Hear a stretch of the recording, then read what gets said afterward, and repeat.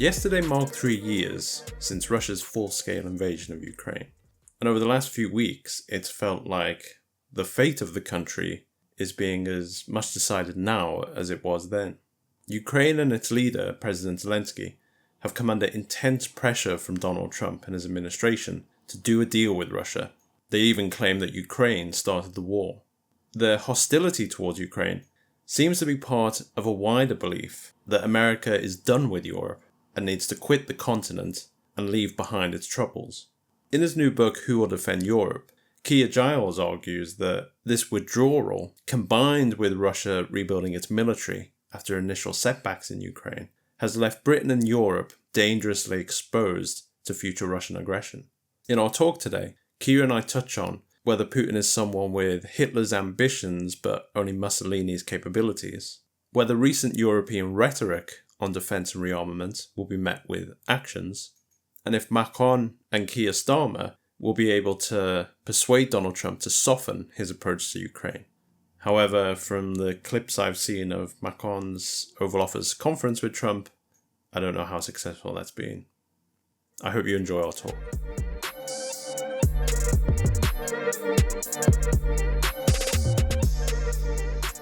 Keir Giles, thank you very much for sparing the time today. Good morning. So my joke about Putin is that he has Hitler's ambitions but only Mussolini's capabilities. And I'm sort of a hawk when it comes to Ukraine, but my assumption was always that, the Ukrainians had decimated the Russian army, upsetting Putin's pretensions. Europe should rearm, but it doesn't need to be excessively worried about Putin. But your book sort of challenged those assumptions of mine. Well, one of them is absolutely correct, of course. The Ukrainian army and the Ukrainian people did eviscerate Russia's land forces briefly during 2022. It's just that the other two things don't stand up because it was reasonable to expect Europe to rearm in response to the obvious challenge. That hasn't happened.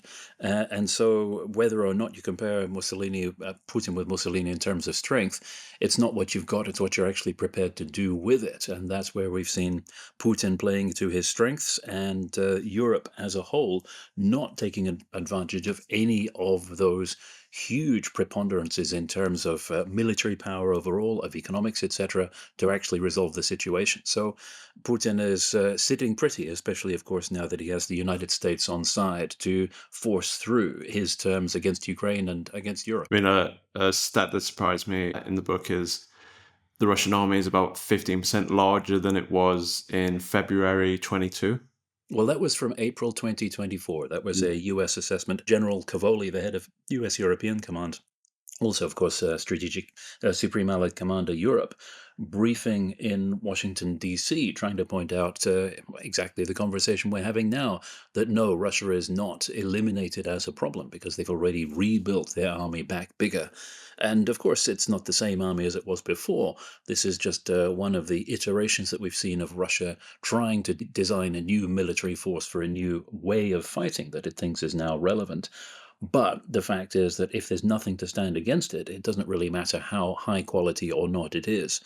And that's, of course, just the land forces. Then you have the other elements of Russian power with which they've been practicing delivering destruction and damage and disruption at enormously long ranges. And that's part of the problem. The Air Force, the Navy, essentially untouched by the conflict in Ukraine, despite the fact that the Navy has been swept from the Black Sea by Ukraine. Its other fleets in other areas are still there. And that means that Russia can deliver missile attacks at ranges of thousands of kilometers from wherever it can get an aircraft or a warship to. And that means that, unfortunately, range and distance is no longer a protection from what Russia seeks to do, in exactly the same way as it can reach out with cyber and sabotage attacks. So the most immediate land threat from Russia being able to invade places it can actually drive to is no longer the only problem. And that's what should be of deep concern to the whole of Western Europe some time ago. In the FT a few weeks ago, you quoted the Danish Defense Intelligence Service saying that Russia could move against another neighbor in as little as 6 months. That's right, and that's one of a range of different scenarios that Danish Defense Intelligence Service report was putting forward in terms of how soon Russia would be ready. The real trend that's been very obvious in terms of assessments of when Russia might think it's ready to move is that the timescales have been getting shorter and shorter. At the beginning of 2024, just over a year ago now, you had Western intelligence services talking in terms of 10 or 20 years before Russia was able to rebuild its forces to convince itself that it was ready to have another go. And very rapidly after that, with the realization of how speedily Russia had moved to reconstitute its forces, those estimates started dropping. Throughout most of 2024, they were talking about 3 to 5 years before Russia was ready. But of course, time passes and Russia is exceeding people's expectations in terms of how it is managing to rebuild these forces. And that's why you hear these latest estimates, which are even lower than that. But the biggest problem behind that, of course, is that as we've seen in Ukraine, it doesn't matter whether Russia is actually really ready to challenge a European neighbor, particularly a NATO neighbor. It just has to think it is. And it can be wildly wrong, just as it was wildly wrong in terms of deciding when the time was right to invade Ukraine. But that doesn't actually matter. We're still in a disastrous situation if Russia decides that it is time to move. We're recording on the third anniversary of the full-scale invasion of Ukraine. And shortly after it started, after Ukraine's sort of, what was seen as unexpected success in pushing back Russian forces, Lawrence Friedman wrote a really interesting article about how Putin is a spy and not a soldier. And his argument was that, soldiers are more likely to face up to failure, sort of critically analyze it, reassess, whereas spies can get lost in sort of their own smoke and mirrors. But I've always thought it's a useful distinction in understanding the threat from Putin.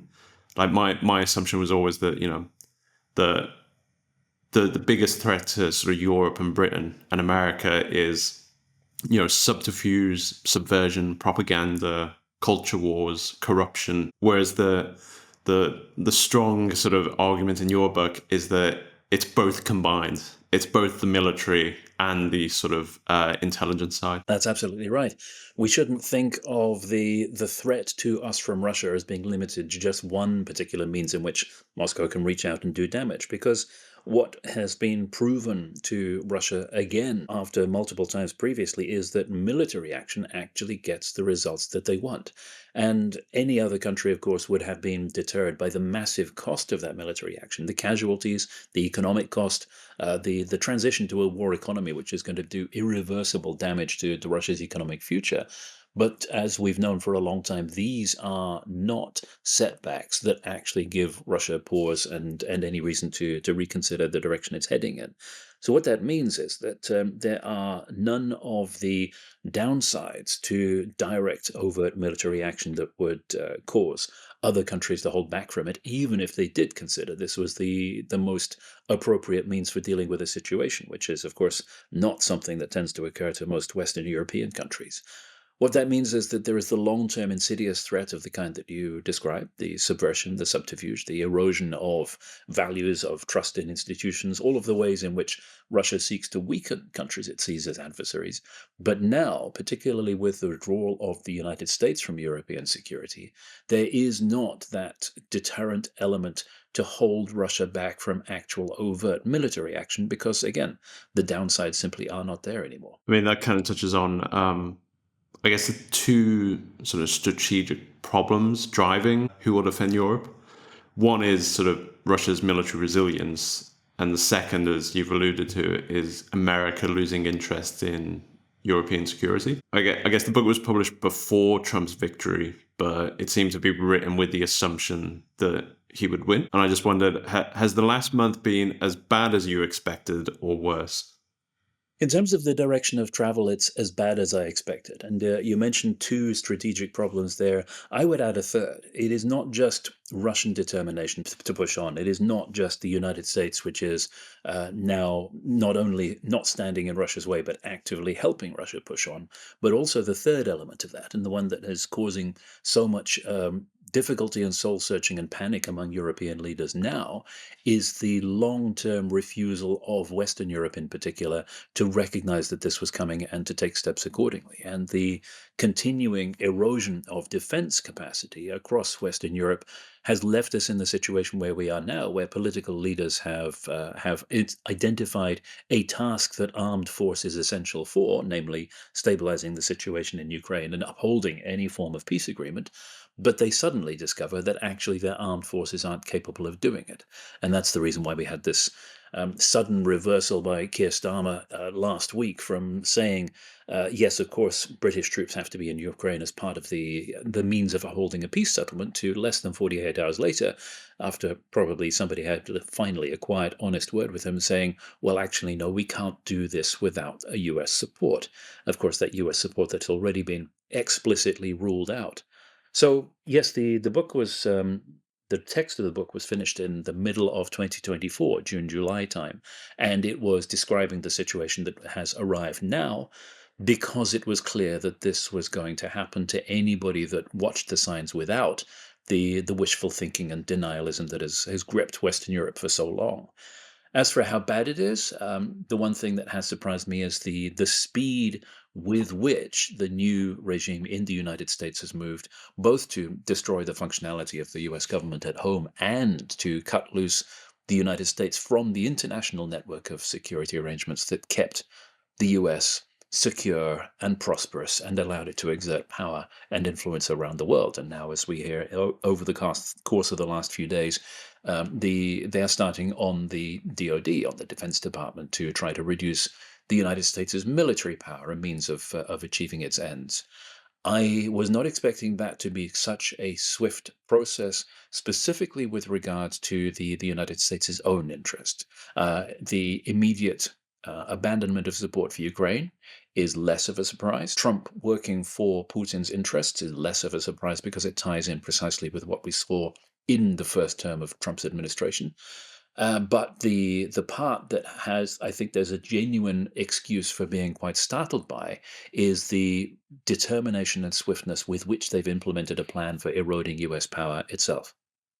I mean, something that continually surprises me about Trump is the way I sort of characterize it is his vision of, say, the transatlantic alliance is almost like a protection racket, but he must be the only sort of gangster in history that simultaneously encourages his marks to arm themselves, and then secondly undermine his means for applying threat. Yeah, we shouldn't look for too much strategic coherence in the smash and grab tactics that we're seeing from Trump, but the protection racket, of course, comes through most clearly, and the parallels are most obvious in the demands that have been put on Ukraine, almost word for word. If you want protection, then hand over essentially all of your future wealth to an unspecified group of Americans in perpetuity.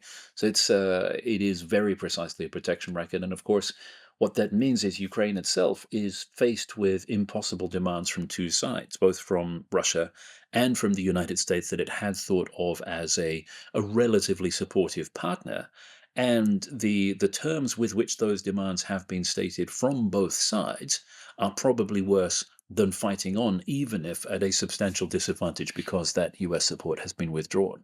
So Ukraine is in a position where its biggest supporter and its biggest enemy are now both turning against it and imposing terms which are absolutely not survivable for Ukraine's long-term future. During the Munich Security Conference and sort of all the statements of sort of Trump and JD Vance and Peter Hesketh, there were also a lot of briefings and ideas floated about how Europe might fund rearmament. There was a report about von der Leyen suggesting that about 93 billion euros in leftover COVID funds could be redirected towards defence. There was an idea here about a new pan-European rearmament bank. What's your view on sort of these ideas? There's been no shortage of ideas. And it's not just at Munich. The ideas have been presented by people who saw clearly what was coming over the course of years. What is missing, as so often, is the will to actually turn any of those ideas into action. And the depressing and repetitive element in all of this is the number of times there have been the so-called alarm calls, the number of times there's been a panic scramble by European leaders as the realization of what is coming hits home, and the lack of action in between all of those. So the panic is just as deep each time you get the new realization. So with the election of Trump, we saw similar words. With the inauguration of Trump, we saw similar words. Now it's been thrust in their faces with not just the comments you were talking about from Trump, Vance, Hegseth, Marco Rubio as well, talking about a partnership with Russia, but also I always forget about little Rubio. but also, most of all, this very clear demonstration of the real impact of neglecting defense for so long. When there's a political task identified that you need armed forces for, and then suddenly, oops, they're not there when you need them because of the decisions that have been taken by governments and their predecessors of all political parties over decades. So it would be nice to think that this is finally the undeniable reality that actually gets some action taken. But we've seen this so many times before that it's easy to be quite cynical about whether, once again, European leaders will duck the issue and hope it's somebody else's problem. What sort of actions would you want to see? Ideally, of course, action 10 or 20 years ago, and not getting into this situation in the first place. However, anything that is done at this point is going to be, and when I say done, I mean any actual real action as opposed to words, is going to be helpful in terms of deterrence, because the cost of restoring deterrence, restoring military capability that is actually relevant across Europe, is going to be eye-wateringly huge, and is going to take massive change within domestic political systems and domestic economies because it has been neglected for so long. But even starting the process is an element of demonstrating will to deter Russia. And at the moment, we have a situation where Russia is perfectly can be forgiven for assuming that actually it's not going to happen because there is no demonstrated action. There's nothing actually being done to restore the situation. As soon as that process starts, it is an important element in deterrence because it demonstrates the intent as well as whatever capability might eventually be rebuilt. So getting going in whatever way is actually feasible immediately is actually a major step forward, not least because it also demonstrates to Western European countries' own populations that there is a problem that needs to be dealt with and something is actually being done. We shouldn't forget that it's not just rebuilding militaries, it's not just defense spending, it's also civil defense. It's protecting populations against the consequences of what is coming, because for the time being, they are entirely unprepared for even a tiny fraction of the damage that is being delivered on Ukraine, because civil defense systems and stocks and mindsets and protection of the population is simply non-existent across far too much of Western Europe. Among the many things that frustrated me about the dying days of the Tory government is that I've sort of always thought that Britain could do with becoming more resilient across society in terms of military preparedness, dealing with Russia, along the lines of sort of the systems you would see in, say, Finland. And yet the national service idea was so comically mishandled that it sort of killed any kind of movement in that direction by any party or government. That's absolutely right, yes. And comically mishandled. After a while, the joke starts to wear a little bit thin because so much of this has been mishandled so many times over so many years that it is, as you're suggesting there, it has poisoned the idea for not just those people that think it is inconceivable that we should be at war, but even those who might potentially have been willing to recognize their civic responsibilities and deal with it. The clumsy phrasing, calling it national service, which of course is going to bring back for anybody that has any comprehension of it. The picture of whitewashing stones in battle dress in the 1950s, and which is entirely not what, for example, Patrick Sander was talking about. But the clumsy phrasing, the mishandling, the internal sabotage within governments from people who really don't want to see this happen, has all set that idea back several years. Something which amuses me about Putin and I guess other past Russian leaders is they're motivated by, say, Russia's weakness vis-a-vis the West, whether materially, technologically, and they respond to that by creating an image of Russia as much more powerful than it actually is. And often they're so successful in scaring the West that the West then pours money and willpower into quote unquote catching up. And in the process, they become even more powerful than Russia. And so I've been wondering if there is this sort of sudden mobilization of British and European will to rearm, allocating resources that Russia could only dream of, the stuttering to life of British and European bureaucracies. I wonder if Putin's going to find himself dealing with an even more powerful Europe than he bargained for. It's a nice thought. It does seem a very, very long way off, not least because the mobilization of Europe's capacity is such a distant dream, given the starting point.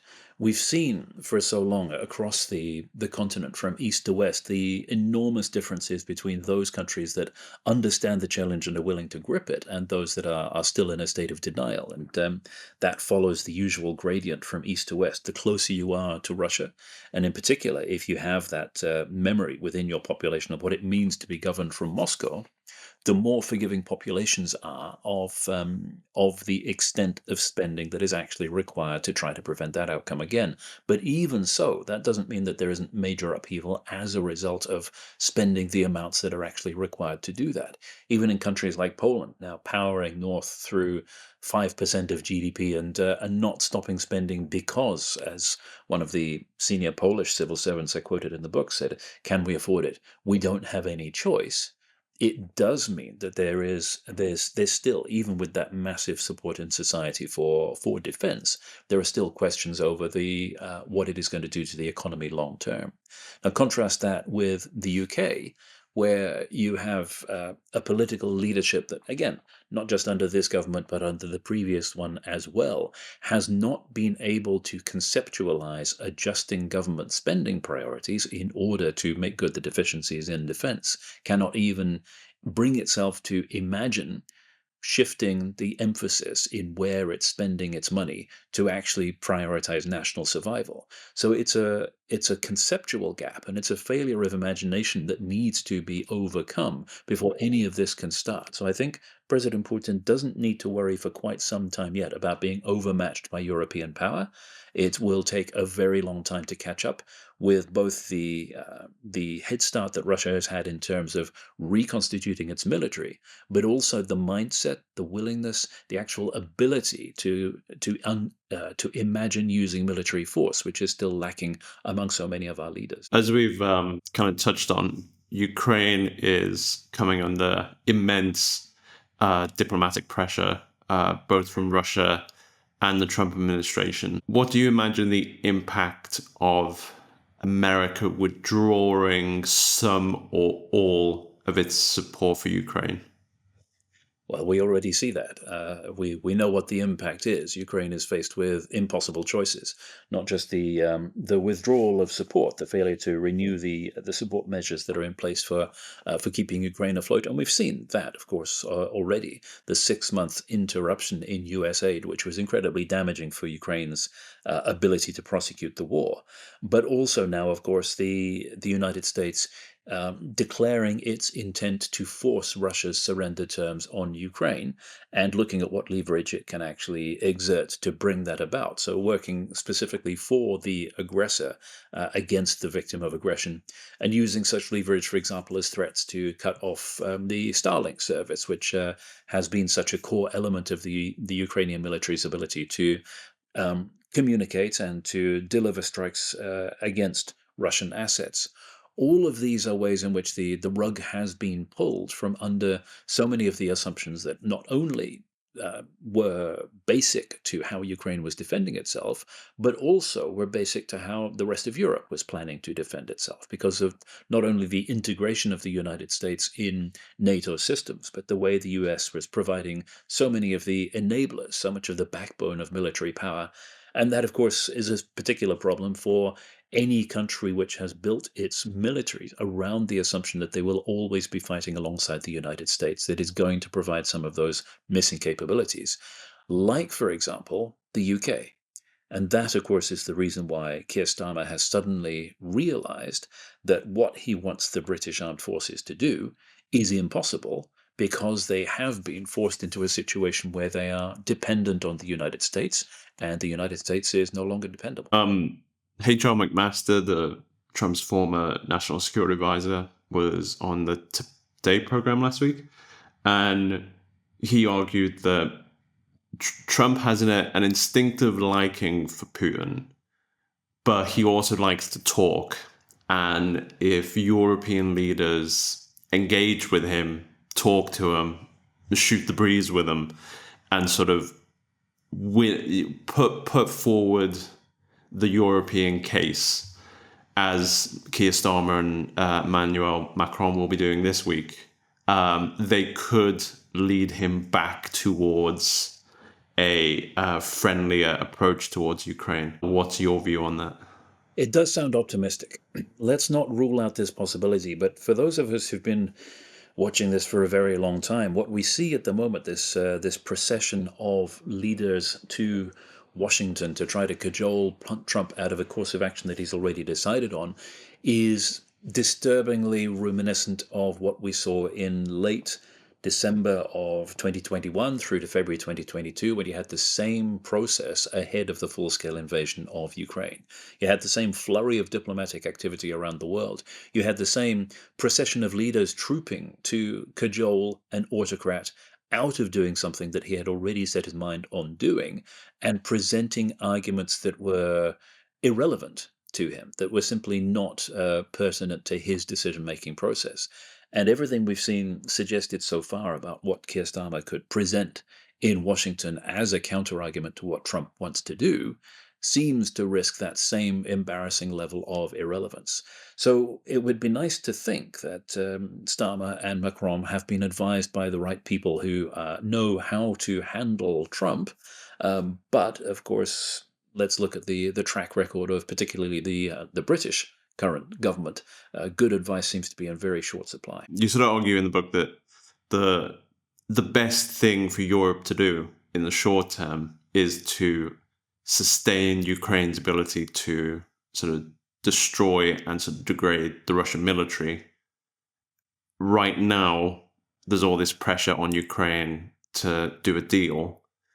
I think today, von der Leyen, Canada's Trudeau, the Spanish Prime Minister are all in Kyiv showing their support. And so I'm sort of wondering, should Britain and Europe either try to stymie any American-Russian peace deal or slow roll it? Well, the problem, of course, is that they may not be in a position to oppose what the United States and Russia are cooking up together, because of the willingness of the United States to exert leverage against not just Ukraine, but also its European allies. That forcing through of Russia's surrender terms is something which Europe might simply not be able to oppose. And we've seen the determination with which the United States appears to be prosecuting this. We've still seen this also ongoing in parallel processes, like the ongoing discussions of a resolution in the United Nations on the third anniversary of the war, where the United States is attempting by any means possible to force through Russia's version of the text, which does not actually refer to Russian aggression at all, and instead brings in a reference to, quote, the root causes of the conflict, unquote, which, of course, in Russia's terms, is the countries around its western periphery actually being able to decide their own futures, which is not where Russia wants them to be. So we need to see just how much Europe can do while the United States is attempting to stop it in order to bring about some kind of alternative future for Ukraine, which is actually sustainable. Finally, are you optimistic about anything? No. Keir Giles, thank you very much. Thank you. Thank you.